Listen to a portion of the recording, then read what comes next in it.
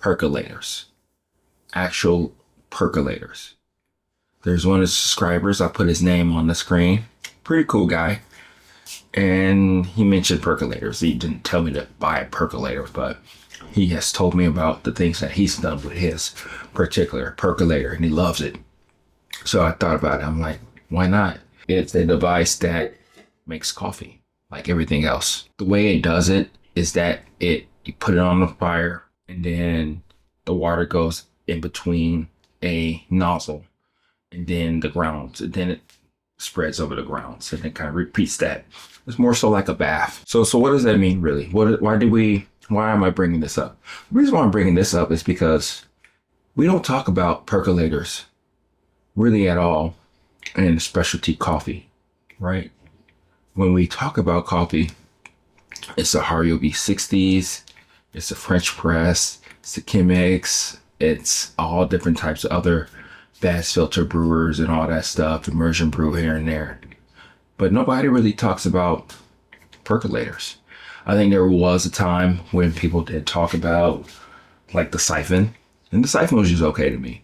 If you like it, you like it. But it's a lot of work in order to get it really working the way that you need to and all that stuff. But percolators I think are really cool just because it's easy to use and it produces a really good cup of coffee. You can use a filter or not use a filter. In this case, they do make special filters for the percolator. You don't really even need to do that. I'll show you more later, but you can actually use like a Mr. Coffee filter or even like a Kalita Wave filter probably. And you can put that inside, just poke a hole in the top, and you're able to use that with filters. I do believe that it's best that you do use a filter. That's just my personal opinion. Here's the percolator coffee that I just made. So let's go ahead and taste it and go from there.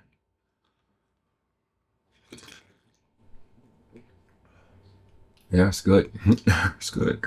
I don't really measure out anything with this cup of coffee. I just filled it up to the top that was desired. And then I put some water in there, not too full, just the right amount. And that was that. I could have measured it. I could have did a 15-to-1 and all that. But sometimes it's just easier just to put things in the machine and just see what happens with it. So how would I describe the percolator coffee? I think it's in between a Hario V60, like heaviness level, and a Moka Pot. So it's not as heavy as a Moka Pot, but it is heavier than a Hario V60 filtered coffee. And I think that's a really good place, an interesting place to be, actually. I will say that it's right there.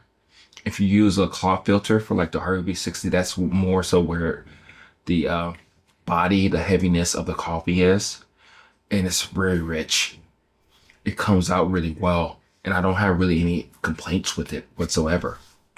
Like I said, I've been playing around with it for the past couple of weeks, and I really do like the way it brews a cup of coffee. This is a Brazilian that I've had, very fruity, and it does present the fruitiness that you smell in a cup. So let's go ahead and taste some more. This is my first cup, so.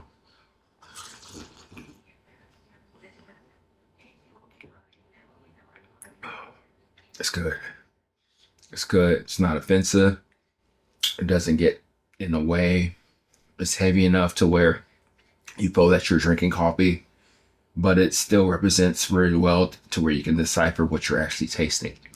So why don't we talk about the percolator? I don't know really why. I just want to bring up this conversation with you. Do you use a percolator? If you did or do, what do you like about it? What are some of your recipes that you use? You know, you can do, what I've noticed is that you can develop or go on different strength levels based off time. Once the top of the glass like bubbles, that means that you're starting your brewing cycle. So this one was about a 16-minute brew. The gentleman online, he has told me that he usually does like a 20-minute brew. So I think it's time for us to revive these machines that really do work, that really do present coffee in a really good light. And I think that's the biggest thing that I'm wondering why I don't really use a percolator. I did use one for my farmer market stays, and it worked out really well. People enjoyed the cup of coffee. And I'm glad that I was able to get one that's decently sized so that I can just use it for the home.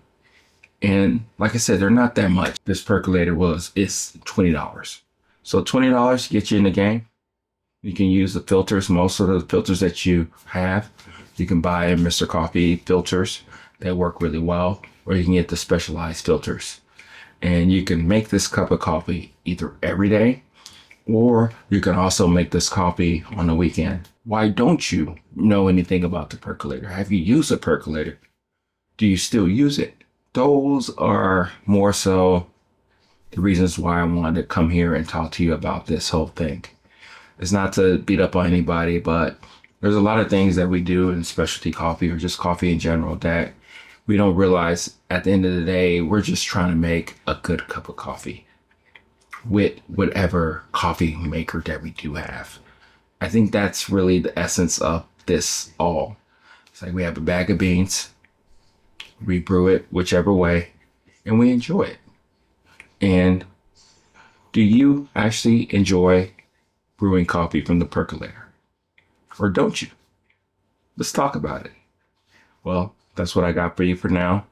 Talk to you later. Bye.